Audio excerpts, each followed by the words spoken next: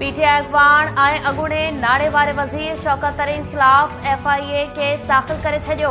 FIA जे cyber crime wing में पीका act तहत शौकत तरीन ख़िलाफ़ केस दाख़िल कयो वियो। केस में बग़ावत ऐं भड़काइण वारनि कलमनि तहत दाख़िल कयो वियो। मतन में चयो वियो त शौकत तरीन जी लीक थियल ऑडियो बदनीयतीअ ते ॿधल आहे।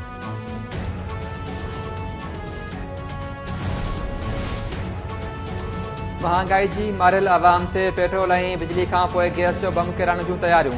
इक़्तिसादी राब्ता कमेटी जे इजलास में अॼु गैस क़ीमतुनि में वाध जी मंज़ूरी ॾियण जो इम्कान। ज़रीन मूजिबि गैस क़ीमतुनि में वाध 1 जनवरी खां कई वेंदी। फ़ैसिले सां IMF जी वधीक हिक शर्त पूरी थींदी।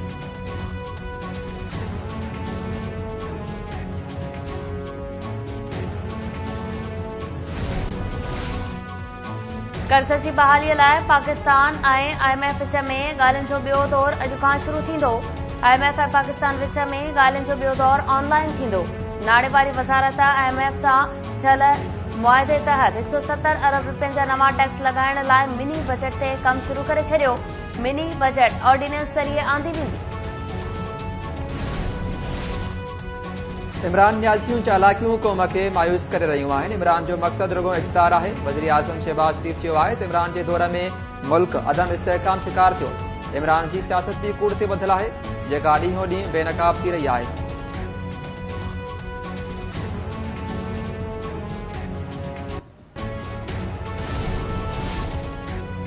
पंजाब असेंबली जी चूंड कॾहिं कराइजे? लाहौर हाईकोर्ट जे फ़ैसिले बाद इलेक्शन कमीशन जो इजलास। चीफ इलेक्शन कमिश्नर जी सदारत हेठ जारी इजलास में पंजाब असेंबली जी चूंड लाइ तारीख़ ॾियण वारी लाहौर हाईकोर्ट जे फ़ैसिले जो जाइज़ो वरितो पियो वञे। अहम फ़ैसिलो साम्हूं अचण जा इम्कान।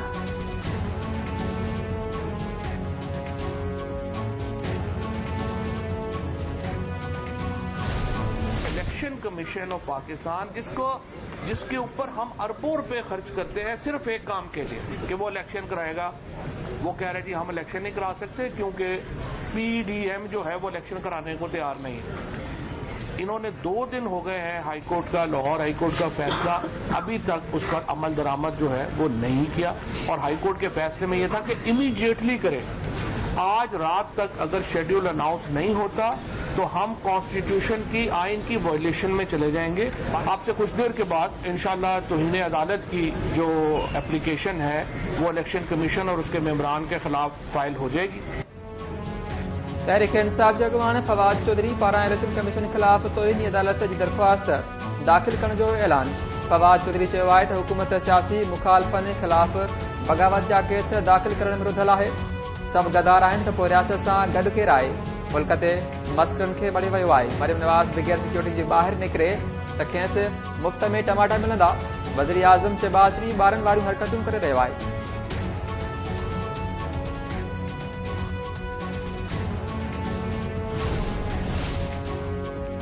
औरत जज खे धमकाइण वारे केस में इमरान खान जा गिरफ़्तारी वारंट जारी करण वारी सदारत। इस्लामाबाद जी अदालत इमरान खान जी हाज़िरी खां छूट वारी दरख़्वास्त मंज़ूर करे वरिती। केस जी ॿुधणी 9 मार्च ताईं मुलतवी। प्रोसिक्यूटर अदालत खे इमरान खान जा गिरफ़्तारी वारंट जारी करण जी इस्तदा कई हुई।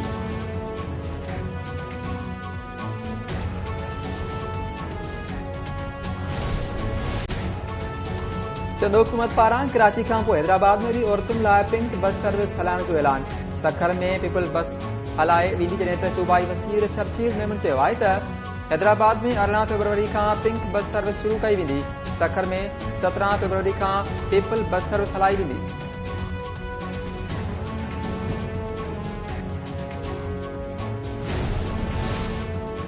सिंध असेंबली जे इजलास में PTI मेंबर्स जो महांगाई ख़िलाफ़ एहतजाज। महांगाई ते ॻाल्हाइण जी इजाज़त न मिलण ते PTI जे MNAs ऐवान अंदरि प्ले कार्ड्स खणी एहतजाज कयो। हुकूमत ख़िलाफ़ नारेबाज़ी।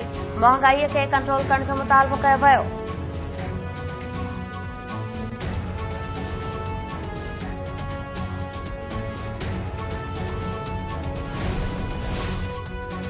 Attorney general chief justice उमरता Bandial जी मोहम्मद खान जुलूस बाबति रिमार्क्स की वज़ाहत करे छॾी। अटॉर्नी जनरल शहजाद अता इलाही कानून वारी वज़ीर खे लिखियल ख़त में चयो आहे त चीफ जस्टिस उमरता बंदियाल नवाज़ शरीफ़ बाबति के भी रिमार्क्स नाहिनि ॾिना। वज़ीर आज़म जी दयानतदारी बाबति रिमार्क्स वारनि ख़बरुनि में का भी सदाकत नाहे। चीफ जस्टिस जी रिमार्क्स के सोशल मीडिया ते हकीकतुनि जी उबतड़ रिपोर्ट कयो वियो। अवां कानून जे वसीर जी हैसियत में पार्लियामेंट खे हकीकतुनि खां आगाह कयो।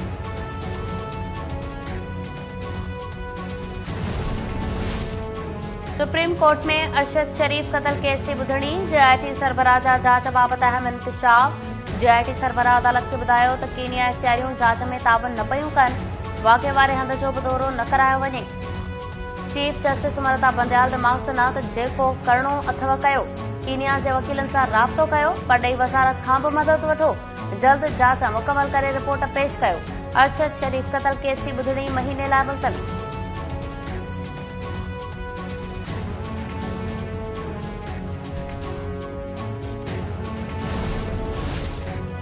नाले वारो सदाकार अदाकार ऐं डायरेक्टर ज़ियाउ मुहिद्दीन 91 वर्ष जी उमिरि में कराची में लाॾाणो करे वियो। ज़ियाउ मुहिद्दीन जी जनाज़े नमाज़ मस्जिद यसरफ डिफेंस में अदा कई वई। ज़ियाउ मुहिद्दीन पाकिस्तानी ड्रामनि खां सवाइ बरतानवी थिएटर सां गॾु हॉलीवुड में भी कमु कयो। सदर आरिफ अलवी, वज़ीर आज़म शहबाज शरीफ, अॻूणी सदर आसिफ ज़रदारी, वॾे वज़ीर मुराद अली शाह, सूबाई वज़ीर शर्जील इनाम मेमन ऐं ॿियनि पारां ज़ियाउ मुहिद्दीन जे लाॾाणे ते ॾुख जो इज़हार।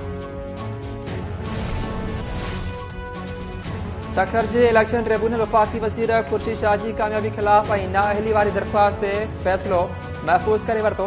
वकीलनि जा दलील ॿुधण बैदि फ़ैसिलो महफ़ूज़ कयो वियो। N206 ते कामयाबी ख़िलाफ़ वफ़ाक़ी वज़ीर खुर्शीद शाह जी कामयाबी ख़िलाफ़ PTI जे उम्मीदवार सैयद तारिक़ हुसैन शाह दरख़्वास्त दाख़िल कराई हुई।